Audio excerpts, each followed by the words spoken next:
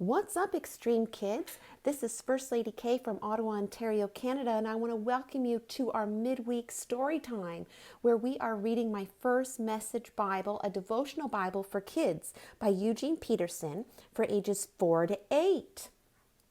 Before we get started, I want to thank all of our X-treme kids for sending us your challenges in the mail at ottawachurchkids@gmail.com. I've so enjoyed all of your challenge answers and sending you prizes in the mail. Thank you so very much, and I want to encourage you to continue to send us your answers for the challenges at ottawachurchkids@gmail.com for your special prize in the mail.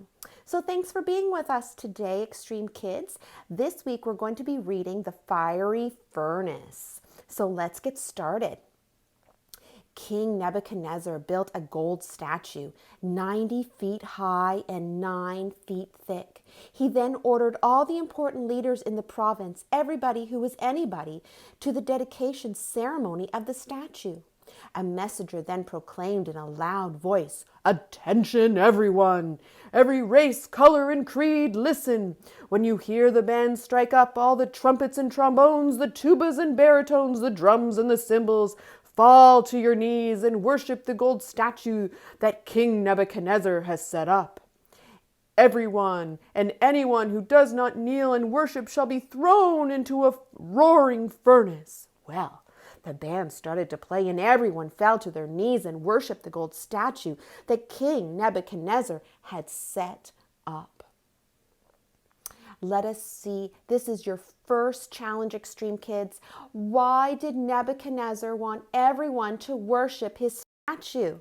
If you're reading along, X-treme kids, we're reading from Daniel chapter 3, if you want to turn to your own Bible and read along. Just then, some Babylonian fortune tellers stepped up and said, "King Nebuchadnezzar, long live the king. You gave strict orders, O king, that whoever did not go to their knees and worship had to be pitched into a roaring furnace. Well, there are some Jews here, Shadrach, Meshach, and Abednego, who are ignoring you, O king. They don't respect your gods, and they won't worship the gold statue you set up."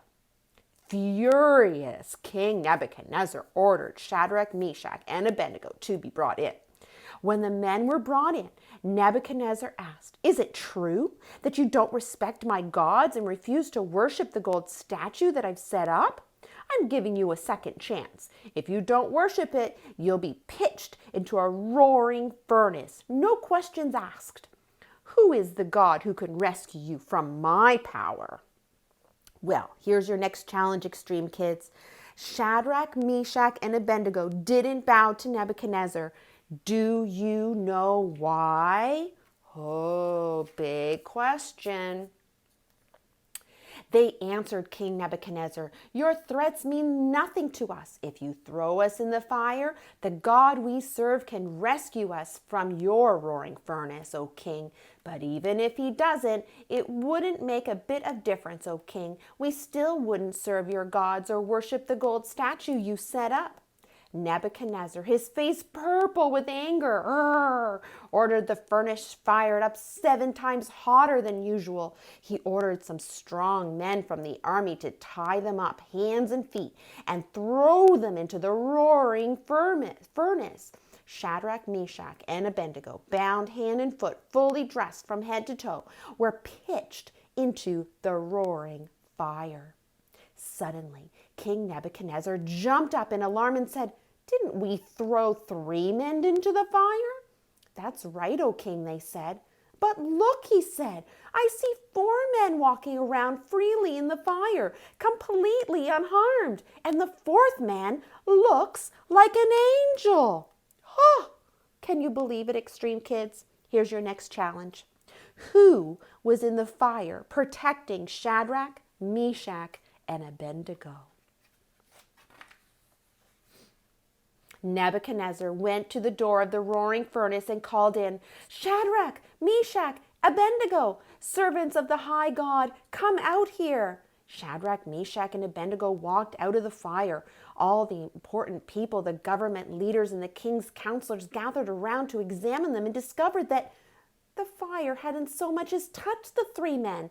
not a hair singed, not a scorch mark on their clothes, not even the smell of fire on them. Nebuchadnezzar said, Blessed be the God of Shadrach, Meshach, and Abednego. He sent his angel and rescued his servants who trusted in him. Wow, what an amazing story, X-treme kids. Here is your prayer challenge. Have you ever felt all alone? Share your feelings with God. Read Psalms 139:5. I look behind me and you're there, and then up ahead and you're there too. Your reassuring presence coming and going. Let me know how you can pray this prayer and what it means to you. Remember, you can write out your prayer or you can say your prayer in a recording and send it to me. I'm so excited to hear your prayer. Here is your Living Out the Word challenge.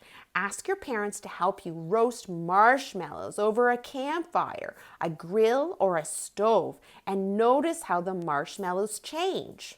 If you don't have a campfire, you could even put them in a pan, like when you make Rice Krispie squares, or you can put them in the microwave. Let us know how it changes and why you think it changes like that.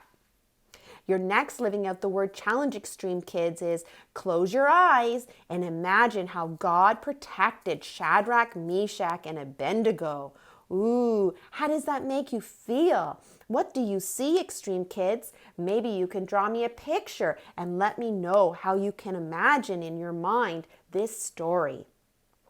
Thank you so much, X-treme kids, for being with us this week. I can't wait to see all of your challenge questions. Remember to email me at ottawachurchkids@gmail.com and continue to keep dreaming extreme. We'll see you next week.